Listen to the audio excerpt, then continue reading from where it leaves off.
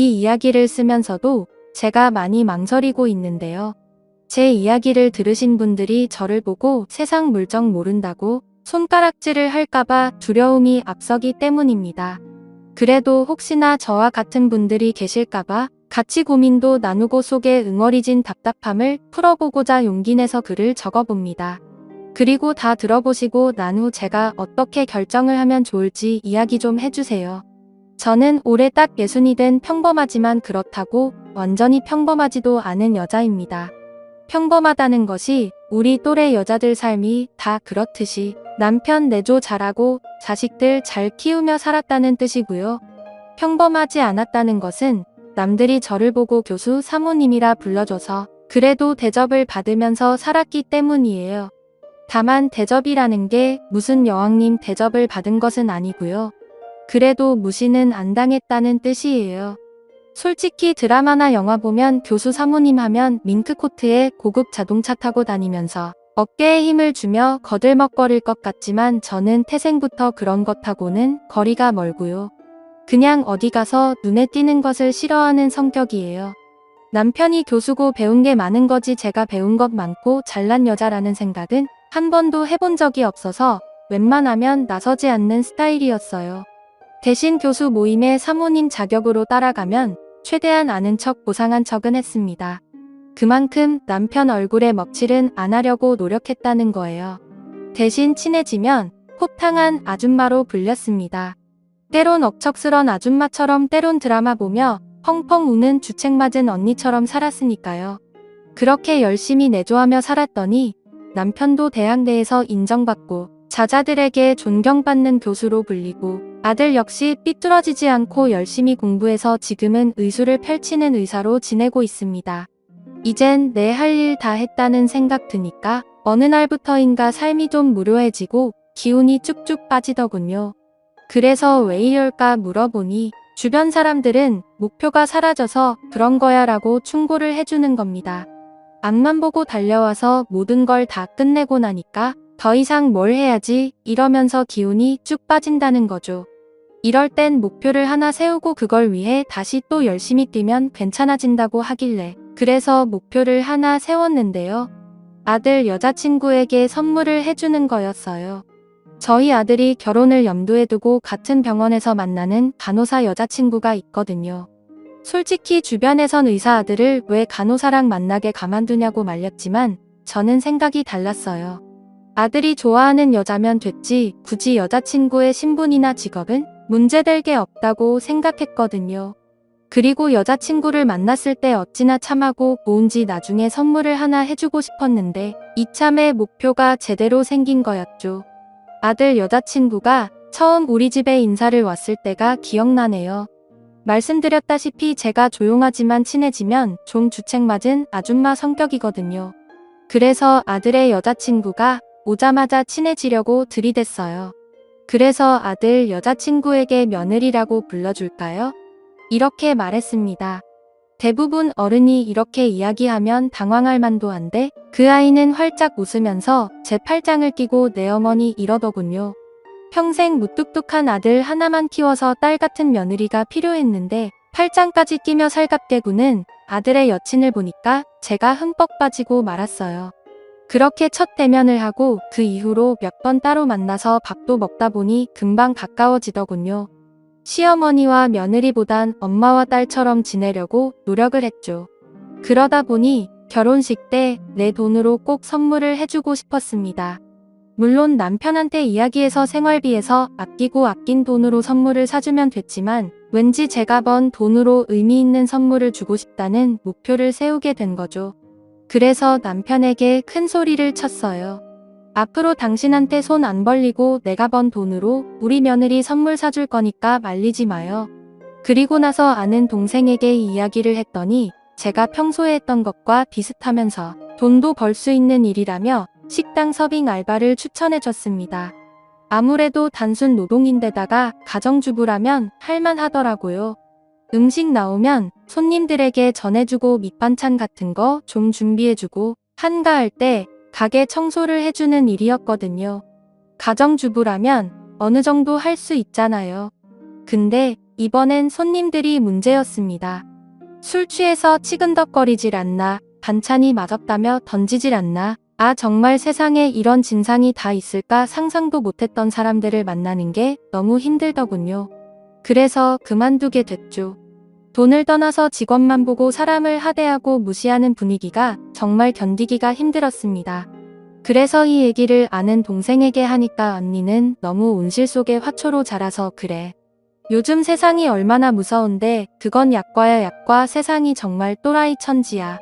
그 말이 조금 이해는 됐지만 그래도 또라이보단 정상적인 사람이 많으니까 세상이 돌아가는 거라 생각했어요. 그래서 다른 일을 좀 알아봤죠. 이번엔 택시 회사에서 내부 세차를 돕는 일을 했어요. 근데 이건 몸이 부서질 것 같더군요. 택시 들어오면 안에 청소해주고 세차비를 받긴 하는데 안에 지저분한 건 둘째치고 너무 정신이 없고 기사님들도 어찌나 드센지 조금만 청소가 안 되어 있으면 악마를 퍼붓더라고요. 그래서 나중엔 마트 캐셔로 일하게 됐어요. 제가 공부를 잘했던 건 아니지만 이건 기계가 계산하는 거고 어차피 물건만 잘 담아주면 되는 일이니까 잘할 줄 알았죠. 근데 뭐든 쉬운 일이 없다군요. 하루 종일 서서 일하는 것도 힘들지만 물건을 빼달라는 손님부터 쇠치기에서 물건을 툭툭 던지는 무례한 사람까지 봤어요. 어딜 가나 진상들이 있더군요. 게다가 더 큰 이유는 제가 손이 너무 느려서 계속 실수를 하거나 포인트 버튼을 제대로 누르지 못하고 실수를 하니까 마트 관리인이 그만두는 게 어떻겠냐고 말하는 겁니다. 정말 자존감이 팍 떨어지더군요. 뭐든지 척척 잘 해낼 줄 알았는데 매번 실수하니까 제 스스로가 미워지는 겁니다. 게다가 몸도 피곤하고 마음의 상처까지 입으니까 내가 왜 사서 이 고생을 하고 있나 눈물까지 났어요. 정말 내가 인생을 편하게 살았구나. 고생하며 일하는 분들도 많은데 내가 정말 세상 물정을 몰라도 한참 몰랐구나. 이렇게 저를 되돌아보게 됐고요. 아무래도 제가 늘 지쳐서 들어오니까 하루는 아들이 묻더군요. 엄마는 요즘 뭘 하시길래 얼굴이 어두워요? 처마 며느리 될 사람을 위해서 사서 고생 중이란 말은 못하게 했고 그냥 운동을 심하게 해서 그렇다고 둘러댔죠. 제 속사정을 아는 남편은 저한테 몰래 다가와서 이제 그만해. 소뚜껑만 운전하던 사람이 무슨 사회 나가서 돈을 번다고 허들갑이야. 그냥 돈 줄 테니까 그걸로 선물 사줘. 당신이 이러고 다니는 거 알면 아들이 기겁한다고. 막상 남편이 무시하는 듯이 말하니까 더욱더 오기가 생기더군요. 솔직히 못할 게 뭐가 있겠어요. 누군 타고날 때부터 교수짓 했습니까? 엄마 뱃속부터 인문학, 철학, 공학 이런 거 줄줄 외우고 태어난 것은 아니잖아요.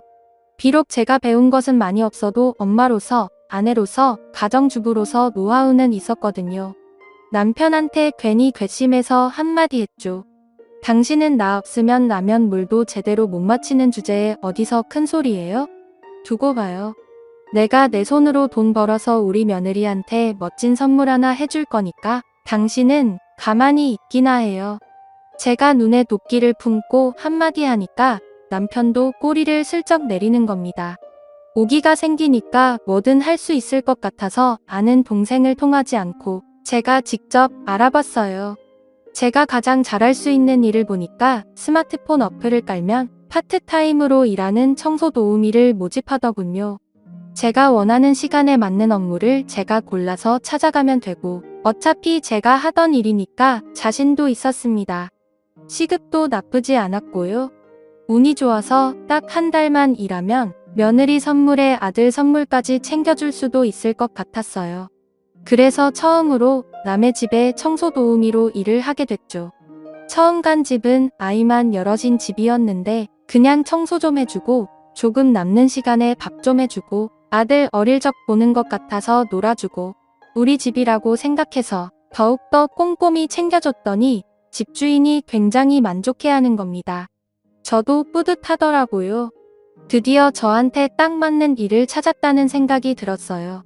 그리고 아들에게 슬쩍 말을 했죠. 너 나중에 엄마한테 잘해야 한다. 어디 가서 이런 엄마 못 만나? 아들은 뜬금없는 제 이야기에 어리둥절해 하더군요. 근데 그 표정이 어찌나 재밌던지 속으로 흐뭇했어요. 그렇게 청소 도우미로 몇 번 해보니까 슬슬 자신감도 붙고 웬만한 거리도 버스 타고 가서 척척 해낼 정도가 되더라고요. 이렇게 몇 번만 더 일하면 며느리에게 나름 고급 선물도 해주고 남겠더라고요. 근데 뭐든지 잘 풀리면 꼭 한 번은 돌부리에 걸려 넘어지게 되잖아요. 저 역시도 너무 일이 잘 풀리다 보니 제대로 성사에 휘말리는 일이 생긴 겁니다.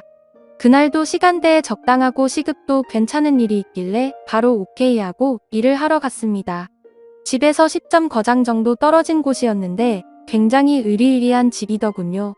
이런 집이라면 고정으로 일하는 도우미가 있을 텐데 왜 나를 불렀을까? 어리둥절했습니다.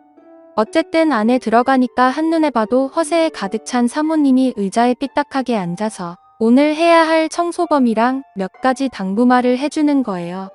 이런 일을 처음 겪으면 놀랐겠지만 서빙 알바에 택시 세차에 마트 캐셔하며 온갖 진상은 다 만난 터라 별로 놀랍지도 않더라고요. 그냥 열심히 하겠다고 인사를 하고 지정해준 곳만 일을 하면 되겠다 해서 평상시처럼 한눈 안 팔고 열심히 일을 했습니다. 솔직히 대부분 어디만 깨끗이 해달라 이렇게 이야기를 하고 큰 참견은 안 하거든요. 아니면 끝날 때쯤 와서 확인만 하는 정도예요. 근데 그 사모님은 계속 저를 지켜보는 거예요. 마치 귀금속 매장에 들어가면 혹시 뭘 훔쳐가나 쳐다보는 보안요원처럼 계속 저를 쳐다보는데 뒤통수가 따가울 정도더군요. 돌다리도 두들겨보고 혼난다는데 의심이 많은 사모님인가 보다 이렇게 생각하고 저는 정해진 시간에 정해진 일을 야무지게 했습니다. 중간에 사모님이 갑자기 말을 시키더군요. 원래 우리 집에서 일하는 아주머니 한 분이 계시는데 하필 중요한 날인데 몸이 아프다고 해서 아주머니를 부른 거예요. 그러니까 혹시 오늘 일을 잘해주시면 제가 또 부를 수도 있으니까 잘 좀 부탁해요. 묻지도 않았는데 갑자기 자기 이야기를 꺼내서 그냥 내내 이러고 말았죠. 자기도 무안했는지 그제서야 자리를 피하더군요. 감시 카메라가 없어졌다는 생각에 조금 안심은 되더라고요. 어쨌든 저는 하늘을 우러러 한 점 부끄럼 없이 일을 잘 마무리하고 집으로 돌아왔죠. 근데 집에 돌아와서 쉬고 있는데 청소 어플 회사에서 전화가 온 거예요. 그러면서 오늘 청소한 집에서 문제가 생겼는데 무슨 일인지 해명도 할 겸 직접 전화를 해보라고 하더군요. 도대체 문제가 뭐길래 전화를 하라고 그럴까? 정말 궁금해서 알려준 번호로 전화를 걸었어요. 아까 그 사모님이 전화를 받자마자 대뜸 욕설을 내뱉더군요. 그러면서 하는 말이 지금 당장 우리 집으로 와요. 안 오면 신고할 테니까. 오하니 벙벙하더군요. 그래서 남편에게 오늘 일한 곳에서 문제가 있나 봐 이렇게 이야기했더니 남편은 무슨 큰일이겠냐며 태워다 줄 테니 자초지종이나 들어보라고 하더군요. 그때만 해도 설마 했어요. 보아하니 돈도 좀 있는 집안이니 상식선에서 이야기할 거라 믿었죠. 그렇게 남편은 차로 저를 데려다 줬고 차 안에서 기다릴 테니 다녀오라고 하더군요. 그래서 저는 아무 생각도 없이 그 집 안으로 들어갔어요. 근데 사모님이 저를 보자마자 뺨을 후려치는 겁니다. 너무 어이가 없더군요. 지금까지 진상이란 진상은 다 만난 줄 알았는데 이런 개진상은 처음이었어요.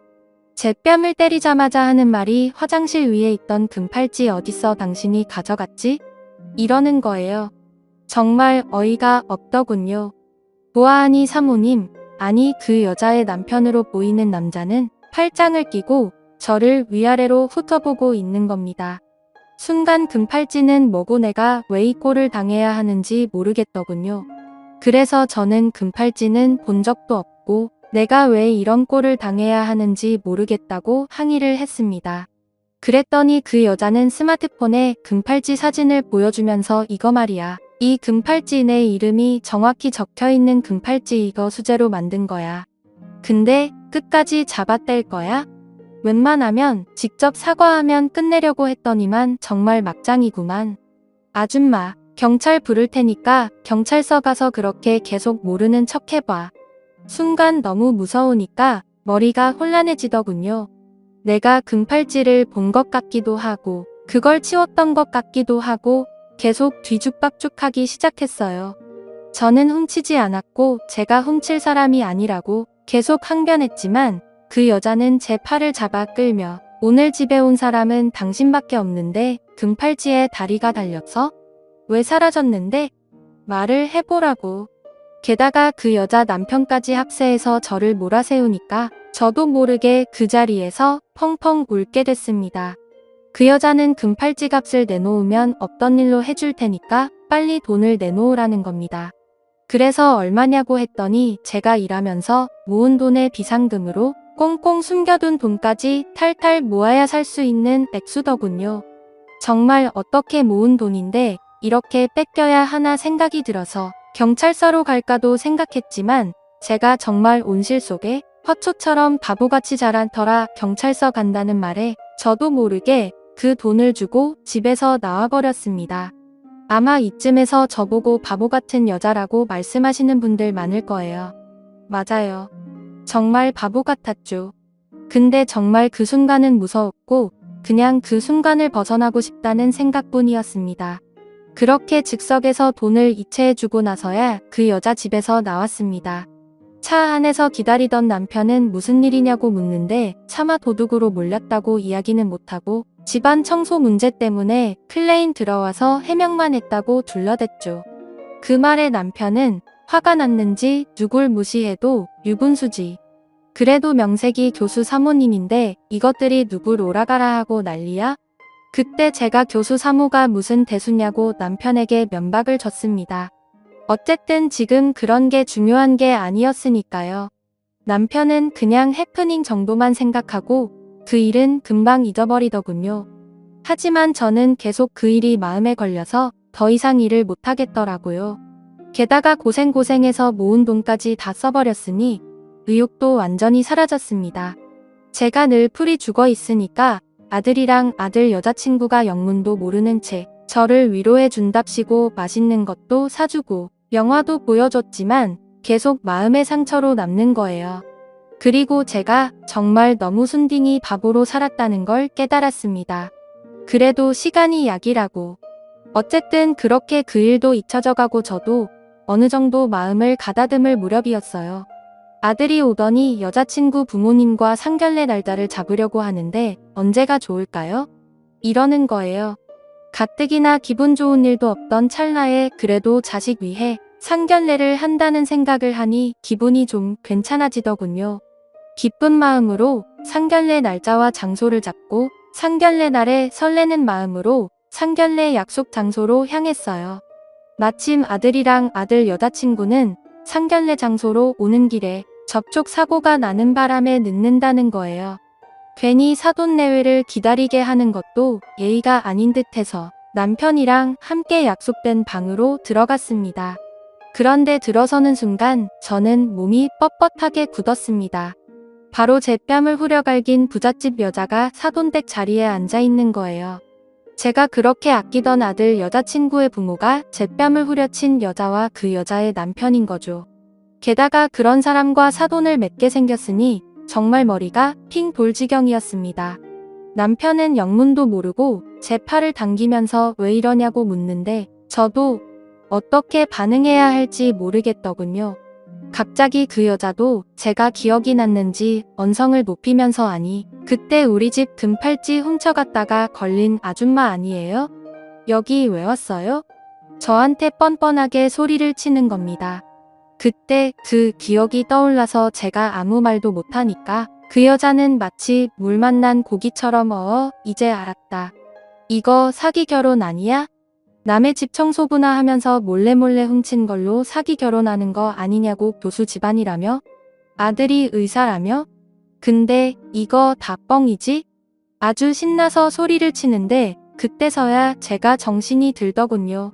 그래서 저도 지지 않고 당신 지금 말 다 했어? 나를 안 훔쳤다고?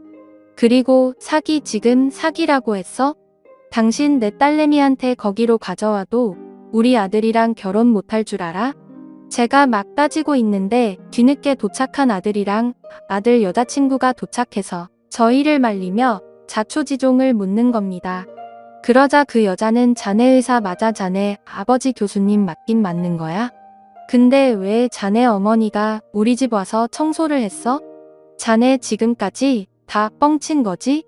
가족 사기 다니지? 그치?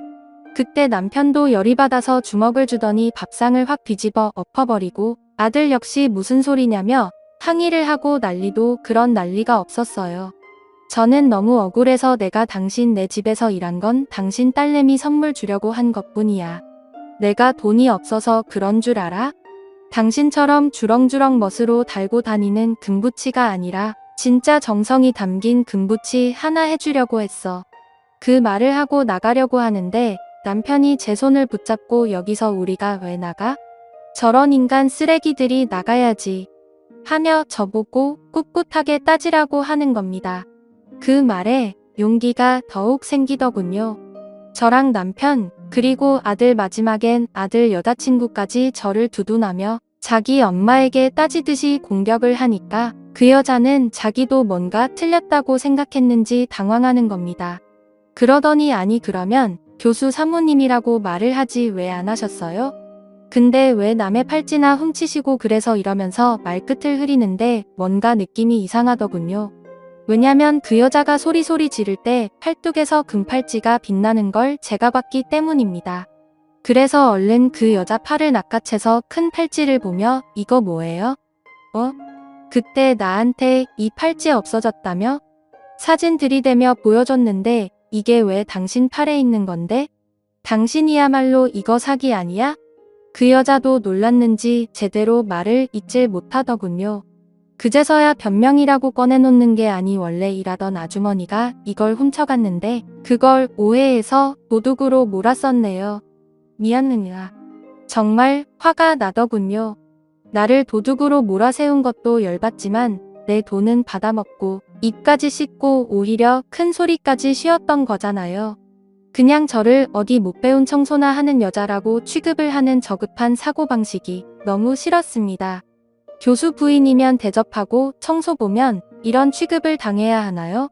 사태를 대충 알아차린 아들 여자친구는 갑자기 무릎을 꿇더니 자기가 잘못했다고 빌고 그 여자 남편도 사부인 너무 죄송합니다. 이러면서 싹싹 비는데 어이가 없더군요. 그렇게 기세등등하더니 이젠 자기들 죄가 밝혀지고 게다가 누가 봐도 우리 집 식구들이 우세하다고 느껴지니까 바닥에 납작 엎드리는 꼴이 너무 가증스러웠습니다. 그렇게 이쁘게 보이던 아들의 여자친구도 더럽게 보였고요. 그래서 제가 태어나서 처음으로 비열한 한마디를 했죠. 아들 여자친구에게 말했습니다. 난 내 손에 때 묻히기 싫으니까 내가 내 엄마 뺨을 때려. 그러면 용서를 생각해 볼게. 그 말에 아들 여자친구는 고민하더군요. 하지만 결혼이 파혼할까봐 부들부들 떨던 그 여자는 어서 자기 뺨을 때리라며 재촉을 하는 겁니다. 그런데 차마 아들 여자친구는 못 때리겠다며 멈추는 겁니다. 그래서 뒤도 안 돌아보고 나왔습니다. 솔직히 자기 엄마 뺨을 때리든 때리지 않든 저는 결혼에 찬성을 안 할 생각이었거든요. 그리고 다음날 아들 여자친구가 팔찌값을 현금으로 가져왔다군요. 솔직히 그건 받았습니다. 제 노동의 결실이었고 저의 억울함이 담긴 피와 땀의 결실이었으니까요. 그러면서 아들의 여자친구가 하는 말이 자기는 부끄러워서 결혼을 못 올리겠다고 하더군요. 그래서 아들과 헤어지겠다며 인사를 하는 겁니다. 근데 그 말이 어찌나 가슴을 후벼 파는지 정말 갈등을 많이 했습니다.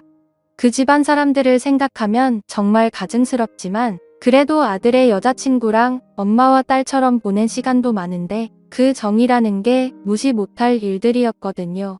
속된 말로 저런 부모 밑에서 어떻게 이런 자식이 나왔을까 싶을 정도로 아이는 올바른 아이였으니까요. 그리고 지금까지 고민 중입니다. 아들은 여자친구랑 결혼할 생각이 없다곤 하지만 살짝 보니 제 눈을 피해 만나는 것 같더군요. 물론 저를 면박주고 도둑으로 문 그쪽 집안을 생각하면 당연히 결혼을 안 하는 게 맞지만 아들과 아들 여자친구를 생각하면 결혼을 시키는 게 맞는 것 같기도 합니다.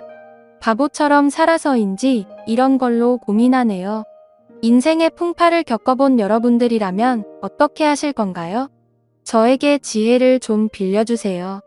그리고 제 글을 읽어주셔서 너무나 감사드려요.